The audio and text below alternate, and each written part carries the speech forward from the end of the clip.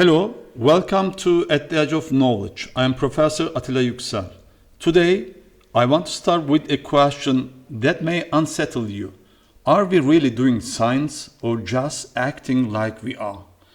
It's not a small question.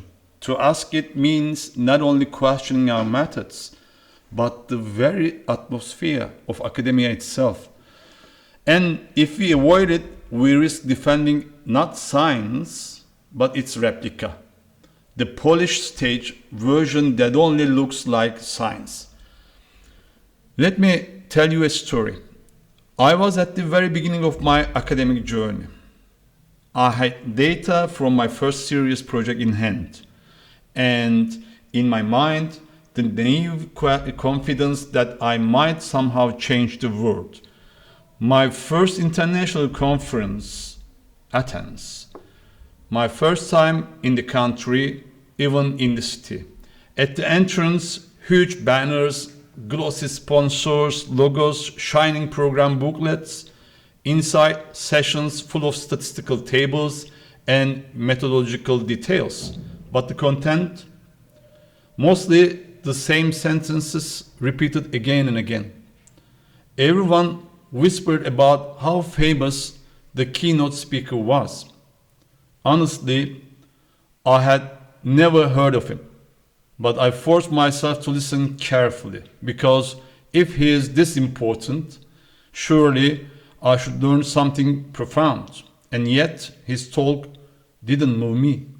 Maybe he was brilliant, maybe he deserved that spotlight, but brilliance doesn't always translate. By noon, the sessions gave way to the networking coffee break, and there my expectations collapsed. What was supposed to be scientific exchange looked more like a cocktail party. Fancy foods, business cards flying around, sponsor names on every corner. People weren't discussing ideas. They were talking about the next funding call, which journal editor was at which table, and how to get into someone else's project. Even when the topic drifted back to the content, it quickly slipped toward publication counts and citation indexes. And at that moment, standing in the lobby with my coffee, I saw Bacon's Idola Theatri, the idols of the theater, come alive before my eyes. On the stage, there was science, but behind the curtains, a very different play. Research wasn't a pursuit of truth anymore. It was a ritual for entering the right circles, for being seen, for collecting prestige. And I asked myself, are we producing knowledge here, or just staging the illusion of knowledge production? That's when I realized academia sometimes builds a stage set for science. The props are ready, the costumes are convincing, the lines are rehearsed, but the main actor, the truth itself, has quietly left the stage. So let me get to the point. We often hear the phrase, "This study used the scientific method," but is that statement as innocent as it sounds? Francis Bacon, back in the 17th century, warned us of four idols, four obstacles to knowledge. The first, Idola Theatri, tells us that science often performs the scripts written by authority. We mistake a change in scenery for a change in ideas. Think about it. Newton's gravity wasn't the product of a controlled lab experiment, but of a leap of imagination. Fleming discovered penicillin not through a hypothesis-driven plan, but by noticing a forgotten culture dish. Galileo's telescope showed truths his age refused to see. Discovery rarely follows the neat line of hypothesis experiment results. So why are we still so loyal to methodological templates? Maybe Bacon was right. The grandeur of the stage often overshadows the reality of truth. And here lies the danger. On one side, we have real science, grounded in principles, open to being disproven, alive to context. On the other, we have pseudo-science, borrowing the jargon, copying the format, and cashing in on the prestige. And worse still, we have Scientism, science transformed into ideology.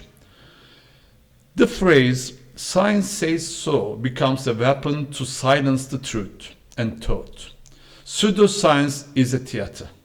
The boxes are checked, the language is polished, but no new knowledge is produced, only recycled, repackaged words.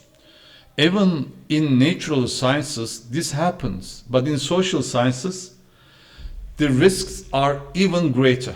When we treat humans as fixed entities, frozen under the same methods borrowed from physics or biology, we raise their fluid, contradictory, context-driven nature. A person's answer today might change tomorrow. That's not irrationality. That's human life. But what do? We call it error. We code it as noise.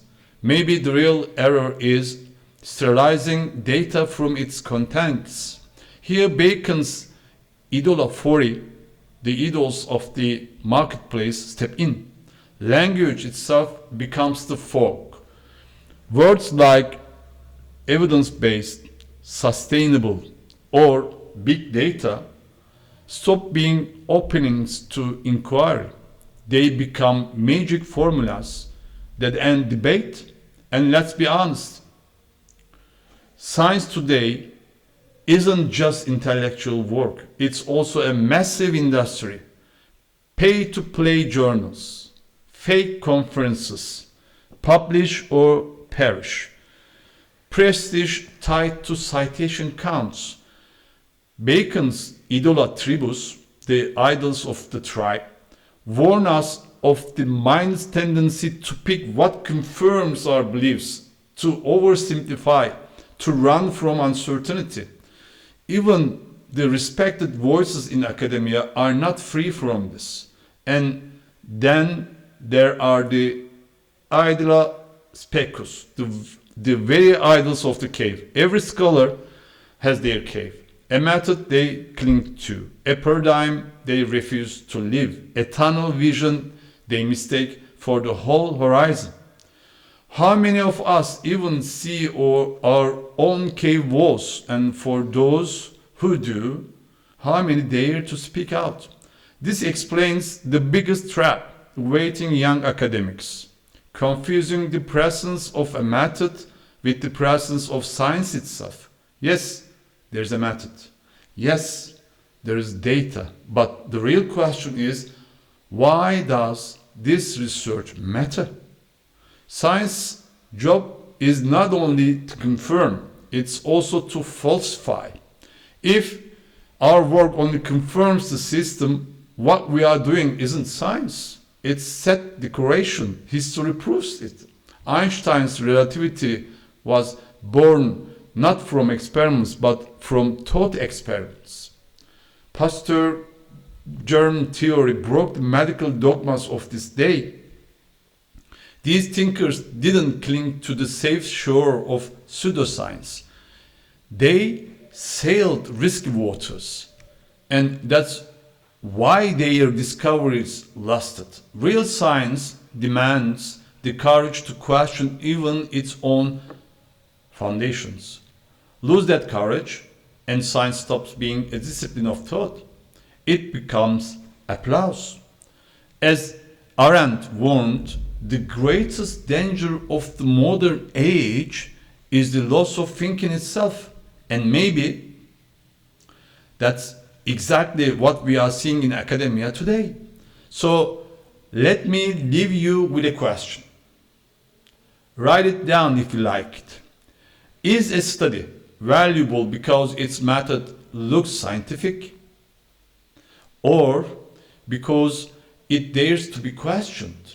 Maybe the point is not to glorify the science, but to follow the questions it forces us to ask, because the value of science is not in delivering answers, it's in keeping the right questions alive.